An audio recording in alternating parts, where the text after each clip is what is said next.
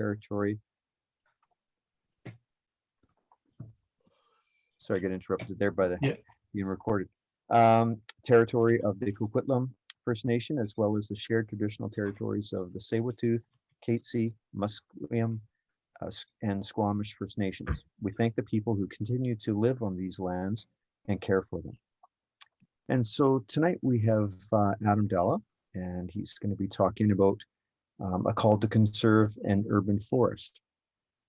And Adam is a grade 11 student, and he's very passionate about this area across from City Hall near Guildford and Pine Tree. And I guess for questions wise, it'd be best if you either put it in the chat or you can, we'll have lots of time at the end to answer some questions. So saying that, does anybody have any questions off the top before we get started? Ian, should we mute ourselves? I like to just let it go, whatever people want to do. But it's, if you want to mute yourself, that's great, or turn your video off is always good too. Okay. So Adam, I'll put it in your hands to take it away. Sure. Thanks so much for the introduction, Ian. And I guess just to start off, maybe getting like a quick visual surveys. I put together a little documentary about this, and I was just wondering how many people have seen it before doing this, just in case, because I'm thinking of showing it now. I just want to make sure that I'm not showing something everyone has seen already. So maybe like people who are on the camera, maybe raise your hands or something if you've seen something like that, or no. Okay, I'll take that as a majority no. So I've seen it. Yeah, there's a couple thumbs up here. So I'll throw it up, and it's about 7 minutes long, and I have some narration over it. And John Sarembo was kind enough to do a bit at the end talking about the ecological significance from that. So I think it'll be interesting to watch then. If you've seen it already, you can see it again. Are you going to show it at the end, or are you going to show it at the beginning? I'll show it now. I think it gives a pretty good introduction to the lot itself, and I'm going to optimize for video and all that. So we'll see how this goes. Sounds good. All right. You can see my screen? Yes. All right.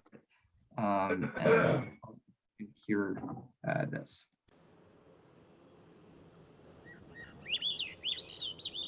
Did you hear that bird?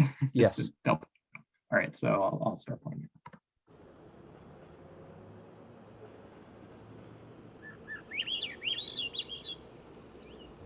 If you were here early enough, you could almost forget where you were.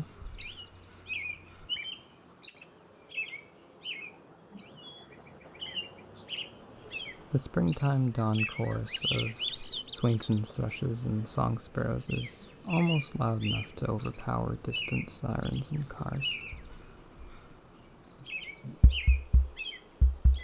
The periodic droning of the sky train often serves as a reminder of where you are. This 2-hectare forest sits in the very center of urban Coquitlam, adjacent to the city hall. I was here to photograph a family of northern flickers, which are a beautiful ground-feeding woodpecker species. This handsome bird is the father of the family.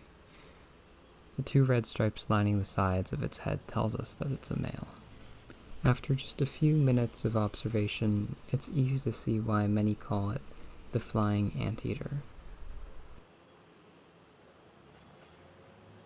I find his mate perched further into the lot, just as pretty as him but lacking the red stripes. Together, these two spend nearly every waking hour finding food for their newly hatched chicks, which are still much too small to be seen peeking out of their nest. The pair have decided to make their nests in a sizable hole 8 feet off the ground on one of the lot's many snags or habitat trees, perfect for nesting birds like woodpeckers. When they're not foraging food for their chicks or themselves, they're in constant cleanup duty, enforcing a no-tolerance policy on debris to best keep disease at bay. It's early May, and the flicker family are far from the only birds nesting and feeding in the lot. This spotted towhee is carrying a small meal in its beak to bring to its chicks. Also on the lot, a white-crowned sparrow defends its territory by singing. The well-named song sparrow does the same.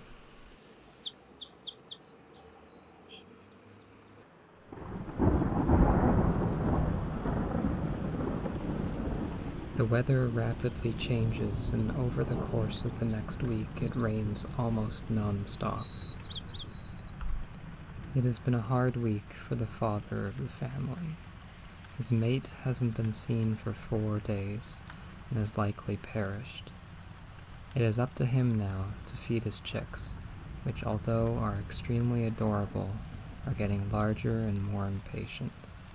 A pair of red-breasted sapsuckers, another species of woodpecker, seldom seen in urban areas, joins the flicker in the lot. Oblivious to the troubles of our flicker, they've moved in 20 feet above the flicker's nest in the exact same tree. Meanwhile, the single father is busy, feeding exclusively in the lot and returning to feed his 3 chicks every 20 minutes. They require more and more food as they grow closer to fledging. Other birds in the lot are just as busy. This Anna's hummingbird must feed quickly before it is inevitably dive-bombed by a migrant Rufus hummingbird. The constant songs of a pair of resident Pacific wrens deep within the lot perfectly complements the sound of falling rain.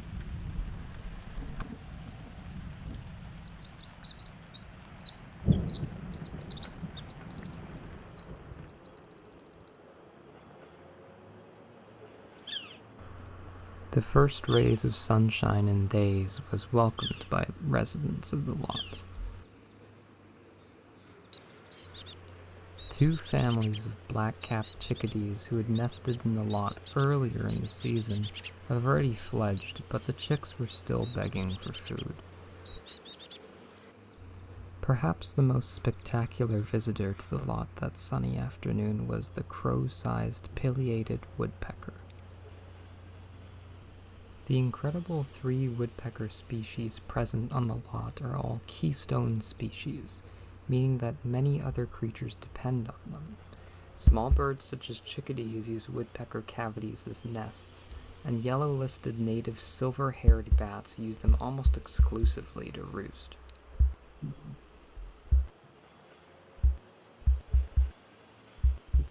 Our 3 flicker chicks are days away from fledging now.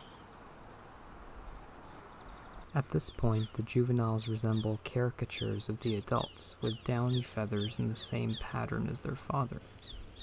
Very soon, the father flicker can go back to feeding 1 instead of 4.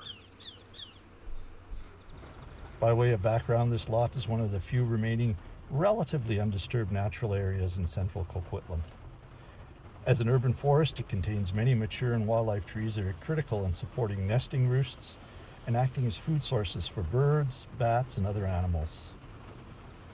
Within this forested area, you will find at least several ecosystems with a variety of mature trees, plants, habitats, and wildlife species. There are very few relatively natural forest stands left in central Coquitlam that can support such a wide range of wildlife such as found at this site. One of the real challenges with urban development is the increased fragmentation of trees and vegetation within city limits. This makes it much more difficult for wildlife to travel along wildlife corridors and reduces the habitat's capability to support such animals. Most of our 16 bat species in BC rely on trees and foliage for roosting, nesting, and raising their young. Unlike birds or other animals, because bats sleep and rest during the day, most people are unaware of the presence of bats in our forested areas, including at sites like this. Given the City of Coquitlam is committed to implementing an environmental sustainability plan, it seems that the ecosystem services provided by such an urban forest would make this property all the more essential to preserve. Departments within Metro Vancouver and other municipalities recognize the value of urban forests and trees in terms of helping communities cope with climate change impacts and contributing to the well-being of residents. The urban forest at 3038 Guilford Way acts as both a corridor and a home for dozens of wildlife species, and offers a splash of color to an increasingly gray landscape. Visit save3038.com for petitions, proposals, and upcoming events. Help us save this critical piece of land to ensure that many years from now, someone walking past the forest could close their eyes and be transported away by the sound of birdsong.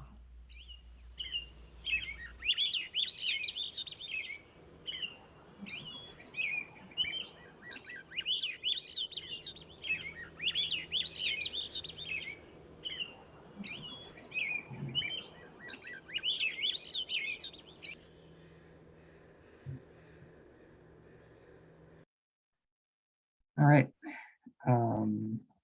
So that was the documentary. I hope that wasn't super laggy, as these things often are. I'm just unsharing for a second so I can reshare in a different way so I can share the presentation. I think we got more people in the waiting room. I got a little pop-up where I can accept them, but I think someone did that for me because I'm technically a host right now. But The video was fabulous. And Video yes, I was let the great. people in. It came through. There was no lags. A little Oh, tiny one chop at one point, but it came through really well. huh, that's a bigger surprise than anything, really. It's like I'm used to it because I had to do online school for a year, and like every time the teacher showed a video, it'd just be like a picture with like some sound maybe. No, All right. no, the sound was good too. Beautifully done. I'm Yeah. glad. All right, let me share the presentation now, and I'll just run through this. And I guess the main topic, as I mentioned before, but now that we got more people, is at the end to hopefully have some discussion on next steps and some updates from this. All right, this is casual. I'll just run through it and talk about the few important things in here. All right, can everyone hear me all right? Just to double check, I want to make super sure. Good. We can hear you.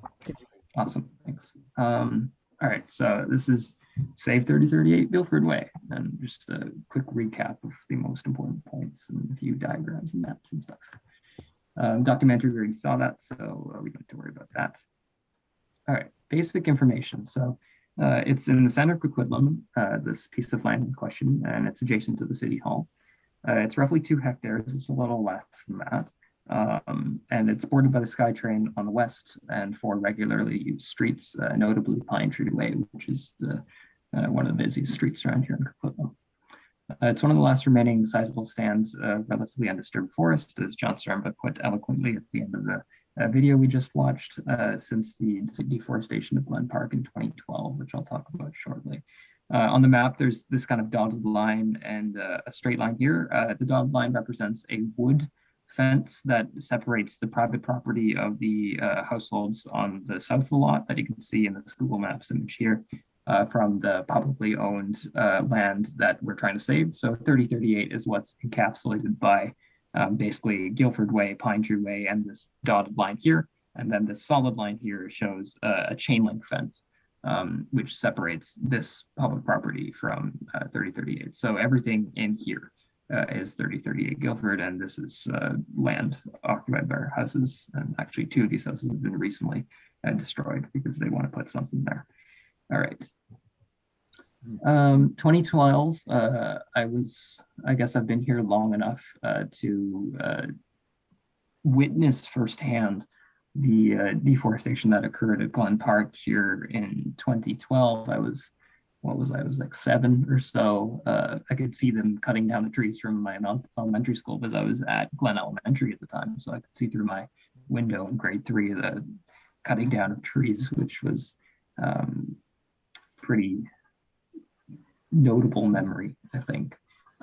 And I used to go in here all the time with my dad and with my grade 2 teacher, I remember, before they started doing work on it, to talk about nature and talk about bugs and stuff. And he'd walk through here. And at this point, it was pretty much just most of it, there's still a field and some other things, but the vast majority of the land at Glen Park was occupied by Douglas firs and red cedars. And it was pretty unkempt, but it was used by a variety of species, and it was very ecologically dense. So Glen Park is about 1 block away from Guilford, and slowly we're kind of seeing this little corridor of trees and undisturbed areas throughout Coquitlam be slowly replaced with concrete.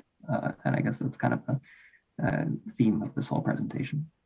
So more than 150 mature trees were removed in 2012. So now it's mostly a playing field with thin strips of dense forest on one side.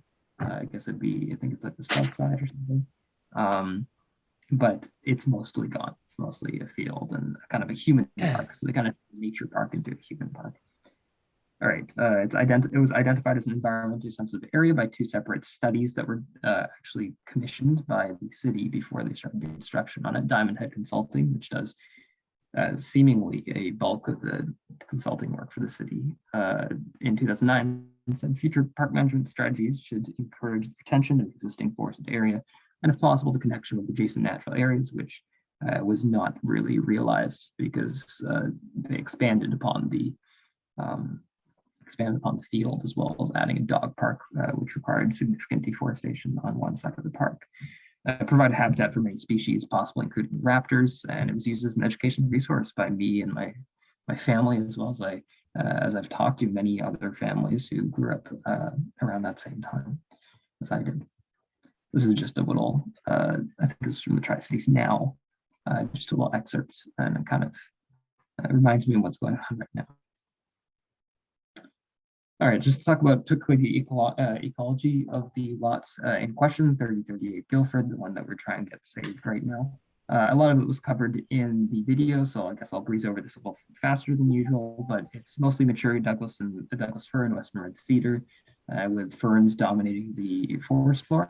It has, what really makes it special is an abundance of nesting and feeding habitat. There's a pretty unprecedented amount of habitat trees or snags or dead trees or whatever you want to call them, which are extremely useful for nesting species, like these northern flickers that we, I guess, featured in the documentary, and that photo right there. And they were using these habitat trees as well as red-breasted sapsucker and a lot of other species were, I think 2 chickadee families were nesting in the habitat trees, and like them or hate them, there was one family of European starlings, which probably doesn't help, but it shows that there's a lot of habitat and it's dense in nesting habitat. There's an incredible amount of breeding bird diversity. In the spring of last year, it was incredible to hear the bird song, especially birds that you might know, might not associate usually with urban environments like Swainson's thrush. Hearing the song of Swainson's thrushes emanating from this lot was really something special. Usually I can hear them quite a lot here up in Westwood Plateau, but when I go to the center, like you don't really see them in Lafarge and places like that. It's used for feeding, transiting by hoary and big brown bats. I was lucky enough to do a quick bat survey with John Saremba. I think that was around maybe 2 months ago now, or 2.5 months ago, probably a little more than that. At dusk, just walking around the lot to see if we could detect any bats using the sky above the lot for feeding, and transiting to other feeding sites, and we detected numbers of hoary and big brown bats, which are both protected by the Wildlife Act. And it's an integral pocket habitat, especially when we're seeing more and more habitat surrounding it, and in Coquitlam in general being deforested. Little pockets like this that allow for transport of animals, not transport, I guess, animals to transmit through urban areas are getting more and more important. So places like this are important. Just a quick recap of the bird life. Again, we saw a lot of these birds in the little documentary at the beginning, but Anna's hummingbird, northern flicker, willow flycatcher was an interesting one. There was a pair at the back of the lot, which again is just a really weird urban bird here in Coquitlam. Wilson's warbler saw on multiple occasions around here, which again is another weird kind of bird to see urban. And a yellow warbler was interesting, and lots of other birds were recorded flying over and just briefly stopping by. But the little system there is the 2 asterisks indicate a confirmed breeding. So either we saw chicks or nests, active nests, and single asterisk is when we saw pairs, either with signs of breeding or carrying food.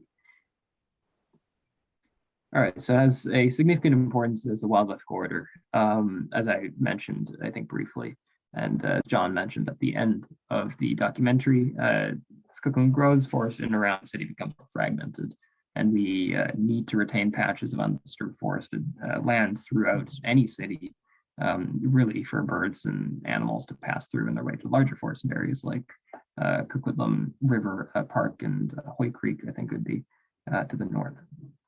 Migratory birds such as warblers and thrushes require mature and undisturbed forest. Birds that are necessarily wary to human habitation, I think, generally require these habitats to pass through. And bats, as mentioned before. Here's just a little handy map that I like to refer to when talking about stuff like fragmentation. So we have the Coquitlam River and I guess that'd be the southeast there. And that's kind of a significant body of forested land as well as the river, and you got Hoy Creek to the north, which is also a relatively large undisturbed lot. And you can see that there's actually a surprising lack of forested areas between Coquitlam River and Hoy Creek. You can see that although Lafarge Lake is a park that us humans love to, it's a beautiful park to go to as a human, it's not necessarily the most accommodating place for animals and wildlife. It's more of a human park than a wildlife park. There's a thin line of cottonwoods in the south end, which some birds sometimes use. And I guess the most significant area is some deciduous trees in the north here. But other than that, it's mostly for humans rather than birds. So this 3038 Guilford lot here serves as a surprisingly large lot in between Hoy Creek and Coquitlam River, and serves that purpose of a kind of wildlife corridor between those two places. Human benefits. Well, there's many, and I did a little petition for this site and saving the site, which I'll talk about quickly soon. But in that petition, people left many comments about what they enjoyed about the lots and what they found nice about it. And I think it just opened me up more to the human benefits of this lot. I was lucky enough to have the benefit to have benefited from this lot as a kid. I lived in the Obelisk, which is this condominium right by it. So I'd walk past here all the time with my mom, going to the grocery and stuff like that. And every Christmas we would go to this lot because we build these pine cone wreaths, and this place always had the biggest pine cones. So we'd always stop by this lot, and little things like that, I think, really contribute to what you find important as a older person, is what you're surrounded with as what you're surrounded with as a younger person. And I think being surrounded by nature and natural places like this, and sadly Glen Park, which is now mostly deforested, really shapes your values later on. So that's something I didn't put here, but I think is definitely important. Biodiverse habitat in the middle of your city is important regardless. Being surrounded by a concrete jungle is not necessarily the most heartening thing. Creating a potential wildlife education resource for nature and wildlife, which Glen Park was utilized as. Mental health was cited by a lot of people who signed the petition, and the importance of having a green space for mental health. Ecological services, more objective, capture carbon dioxide in trees. And recently there was an interesting study done on CO2 in soil, so that reminded me that stuff like that is also important. Natural way to reduce excessive heat. We saw more than ever with the heat dome this summer the importance of retaining shaded areas and places like this in the middle of the city, because if you just have condominiums, you're just going to have heat radiating off the concrete and getting hotter and hotter in the streets, and it's really important to have places like this. For the city, it really allows several goals in the newly released 2021 Environmental Sustainability Plan to be reached. I think there's a pretty comprehensive, like 100-something page document, maybe not 100, but pretty long document outlining their goals regarding environmental sustainability over the next few years, and conserving a lot like this and enhancing it for wildlife and the environment could really combat that argument, which I think many will put against it, that it could just be another piece of environmental greenwashing. It also highlights a natural public asset right across from City Hall, which is, I think, puts the values of Coquitlam, or what I think we should be proud to live in Coquitlam for, is what we're surrounded by, this immense amount of nature, but I think more and more we lose that every day. Funnily enough, there's a fun little quote in the 2021 Environmental Sustainability Plan, which almost sounds like something I would say in the importance of this lot. healthy, functioning natural areas and systems provide significant value to our community and support diverse, interconnected ecosystems. They have tremendous cultural and spiritual importance and contribute to a community's livability. I couldn't agree more. They put it great. Potential is an ecological site, I guess potential more than what it is right now. If there's any invasive species of plants in there, which there is, I think, a bit of blackberry, very little, and there's tiny little spots of Japanese knotweed, but helping clear those out and enhancing the growth of native plants, as well as possibly trying to increase the quality of the soil to make it slightly more, what's the word? I guess habitable by native plants, and just in kind of making it even better than it can be, because its location makes it already an extremely valuable site, but to enhance it further would be even greater. There is a group of BCIT students who were willing to do a survey fit with proposals and ways to make it more better or biodiverse and more habituated. I'm not even sure what the word is, but to kind of lure animals like Oregon forestdale and local endangered species to use this lot, and they were excited to do that, but sadly they were blocked access from the city, and we can talk about them more a little later. More than that, clearing of human debris, which there is a bit in the lot, because it's pretty unkempt for good or for worse. Bird boxes and bat boxes to further increase breeding density in there of birds and not necessarily bats, but birds, and planting native plants and educational signage, which I think is always important to put up some signs, maybe about, northern flickers and red-breasted sapsuckers, and just getting people interested and engaged in what our local bird life and wildlife is. I can't find them themselves. Sorry, I think someone's not muted. Don't worry about it. Okay, campaign, basically just talking about how what we've gotten to so far, and this kind of leads into the discussion part, which I think will take up the bulk of this, and I think it's the most important part, really, just to lend from your collective experience and knowledge in this area. But just to give a recap of how far we've gotten in the past few months. So in the spring and summer of this year, we first noticed the bird diversity and started taking some of the photos and the videos for the documentary that you just saw. In September, City of Coquitlam, this is kind of when we first engaged with the City of Coquitlam. I guess we first engaged in spring and summer when they were doing some harmful landscaping activity right by active chickadee nests and bird nests. They were weed whacking right in front of them.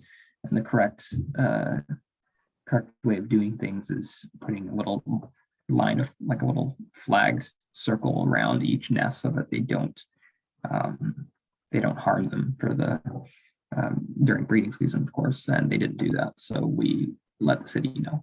In September, the City of Coquitlam refuses access to post-secondary students, the BCIT students in question, willing to conduct a free and comprehensive ecological review of the law and fit with proposals at the end.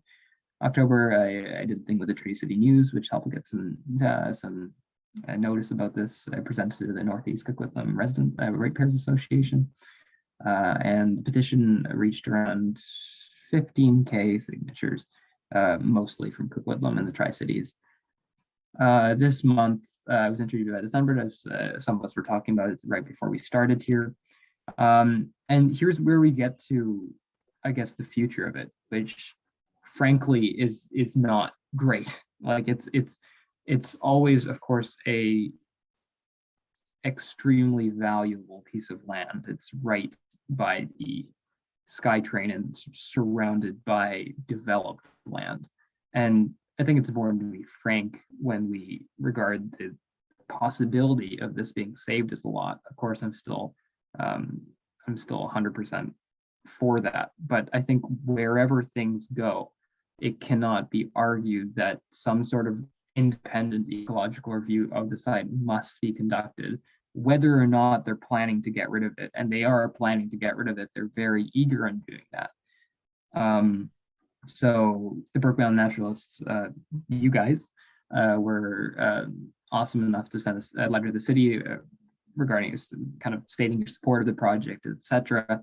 And Genevieve Boucher a director of community planning here in Coquitlam, responded essentially saying that they're determined to develop the lands, although there isn't any active plans right now. They haven't started rezoning, and from what I know, they don't even have a contract yet, but you know, they wouldn't tell me that.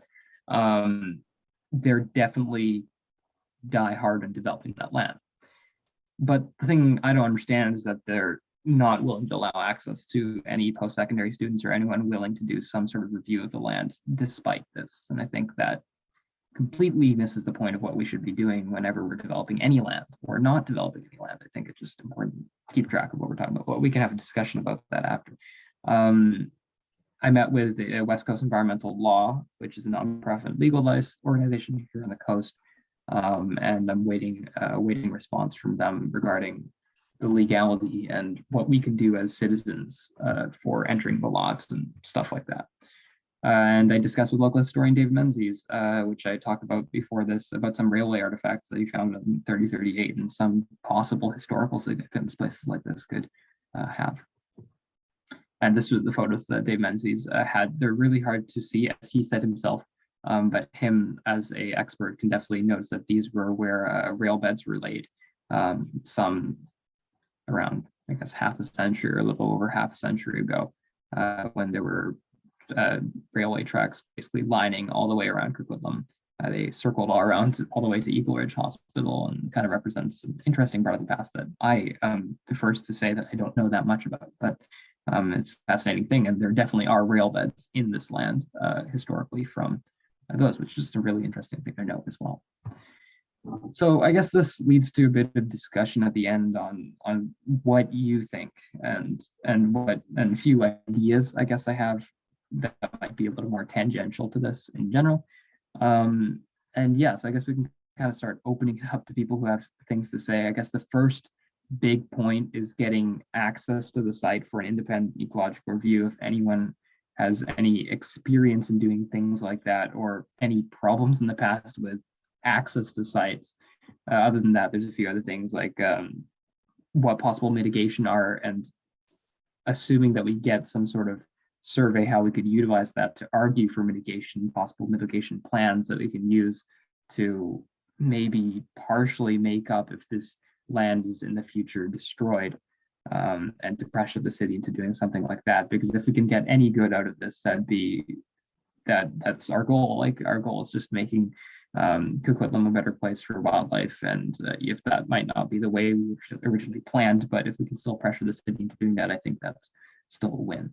Talking about maybe the history, and Nancy Furness and I were talking earlier on a couple weeks ago about the possibility of doing some sort of urban forest walk or something like that to raise awareness of other unprotected lands around Coquitlam, because I am sure that there's many that I have no idea about, and a lot of people have no idea about, like this land that might have a chance of possibly getting protected if enough pressure is put on the city. So maybe some sort of way to engage the public and increase awareness of not just the forests that we have protected, and like Hoy Creek and these amazing places that we have fought to be protected over the past decades, the places that are threatened and places that are ecologically significant. So I think that would be something interesting that we can talk to. So I guess I'll stop talking about this. They're starting now to start doing stuff in the lot. They've put up a couple signs, like they still haven't rezoned or anything, but there's a few like hazardous trees there. The thing is, it's all reminiscent of what they did with 2012 in Glen Park, with the hazardous starts off with hazardous tree removal, and then it just becomes tree removal. But they're already planning to do stuff like that. You can go there and there's some trees with flags on them, which I think I have photos of right here, like things like this that are right on the road that they're planning to cut off. I'll stop talking soon so we can have a discussion, but I guess just to get the proper stuff before this. Interestingly and kind of weirdly, even though throughout the course of us talking to the city, they've said that this land is governed by the kind of real estate department, development department. It's the parks department, which is doing the hazardous tree removal, which is a little weird because when we talk to the parks people, and by, I believe, Lanny England, they kind of confessed that they apparently had no idea about anything to do with this law. This perhaps shows otherwise. Yeah, and I guess signs like that, which are weird because it's not private property, because it's not owned by anyone. It's owned by the city. So stuff like that, that's kind of weird that I think we should possibly discuss, but more importantly, what the future is of this and if anyone has any awards for that. So I guess we'll start off with questions, I guess, and that might lead to discussion. So I'll stop sharing for now. But thanks for listening up until this point, of course. Fabulous presentation, Adam.